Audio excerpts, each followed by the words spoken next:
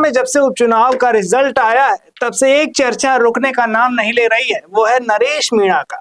नरेश मीणा थप्पड़ कांड से जाने गए, लगातार उनकी चर्चा हुई, पर अब नरेश मीणा के विरोधी यानी जो नरेश मीणा ने आरोप लगाया था कि हरीश मीणा जो उनको टिकट नहीं देने दिए, अब उन्हें वही उनके समर्थन में बात कर रहा है।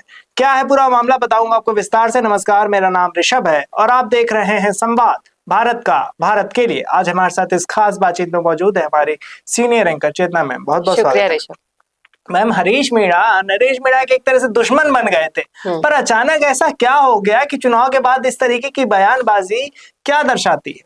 देखिए, हरीश मीणा ने जिस तरीके से षड्यंत्र रचा वो एक वीडियो के जरिए हम एक अलग से वीडियो में बता चुके हैं कि कौन था इन सब षड्यंत्र के पीछे और किसने टिकट बेचा। वो आज राजस्थान का हर वो युवा जानता है, हर वो बुजुर्ग जानता है, हर वो शख्सियत जानती है जो राजनीति में दिलचस्पी रखती हो कि किसने टिकट बेचा, क्यों बेचा और नरेश मीणा को आगे किसने नहीं आने दिया। ये सारे षड्यंत्र के पीछे हरीश मीणा है। ये तस्वीर पूरी तरीके से साफ हो चुकी है।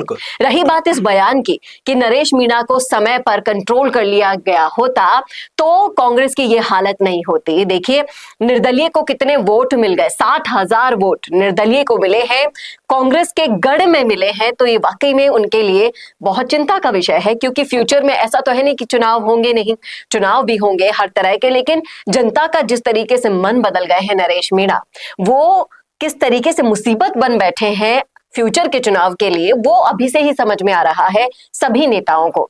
रही बात नरेश मीणा की, तो नरेश मीणा ने अपने दम पर तमाम सारे जितने भी विधायक, राजकुमार रोत ले लीजिए, रविंद्र सिंह भाटी ले लीजिए, सभी कह रहे हैं कि अकेले अपने दम पर 60,000 वोट लेकर आना विधानसभा चुनाव में एक बहुत बड़ी बात होती है।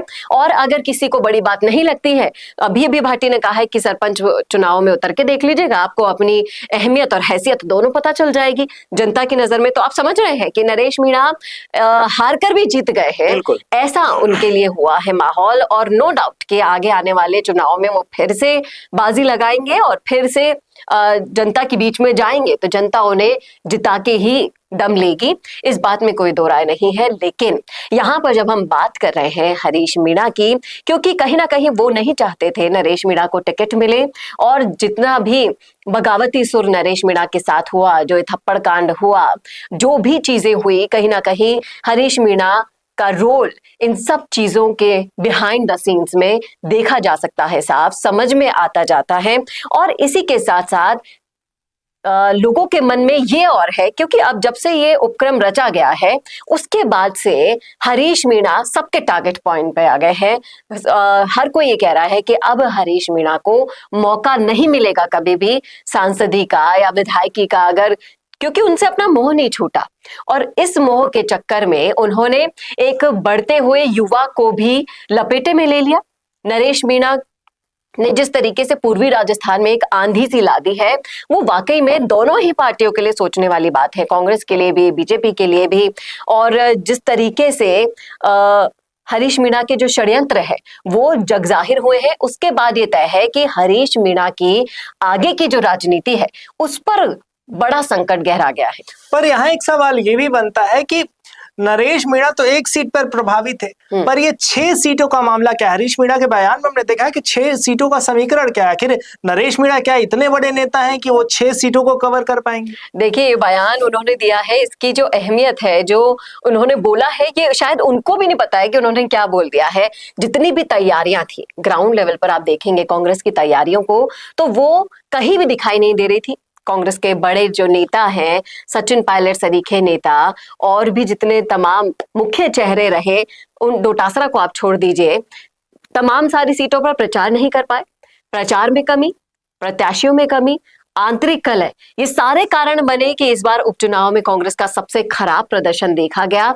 और कहीं ना कहीं हरीश मीणा को ये सोचना चाहिए, कांग्रेस की ये जो हालत टोंक देवली उनियारा में देखी गई है वो पूरे राजस्थान में ना हो जाए, उसको कैसे करा जाए उस पर ध्यान देना चाहिए। बट बशर्ते इन चीजों पर जो हो गया उस पर बयानबाजी करके उस पर सियासत करना, और नरेश मीणा को किस तरीके से और लोगों के बीच में जितना ये गिराते जाएंगे ना, देखिए थप्पड़ कांड हो, मैं तो ये मानती हूं कि नरेश मीणा के लिए प्लस पॉइंट हो गया। कई बार आपको जो नेगेटिव लोकप्रियता होती है वो चाहिए होती है। बिल्कुल। आप इस कदर लोगों के मन में बस गए हैं, लोगों के मन में छा गए हैं। देखिए आप समरावता गांव में जाकर, वहां का एक भी बाशिंदा नरेश मीणा के खिलाफ बोलने को तैयार नहीं है। पूरा का पूरा गांव एकजुट है।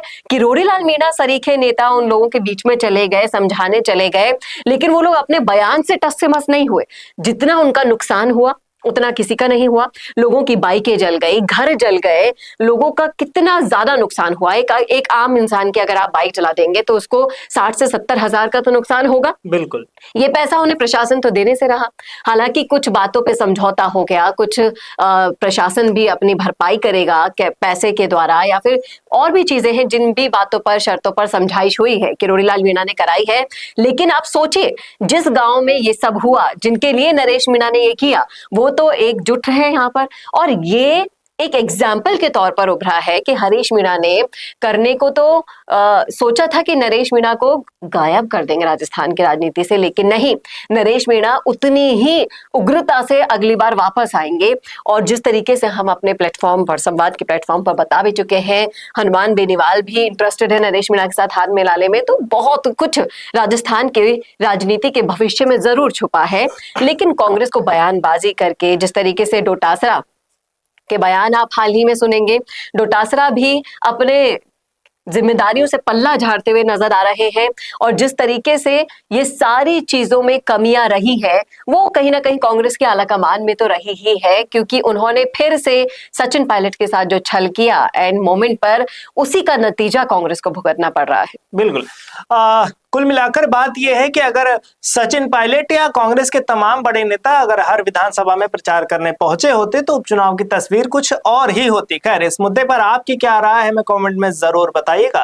तब तक देखते रहिए संवाद, भारत का भारत के लिए। नमस्कार। सोशल मीडिया पे स्क्रॉलिंग से थोड़ा कुछ ज्यादा करना चाहते हो तो MIMS का certificate course in content writing है आपके लिए परफेक्ट। यहाँ सीखो कैसे लिखने का टैलेंट बनाए तुम्हें content creator pro. Blogs, articles या सोशल मीडिया कैप्शंस, सब कुछ लिखना आसान हो जाएगा। प्रोफेशनल राइटर्स से टिप्स लो, क्रिएटिव लिखना सीखो और अपने पैशन को करियर में बदलो। तो देर मत करो, एनरोल करो अभी certificate course in content writing में और अपने आइडियाज को करो वायरल।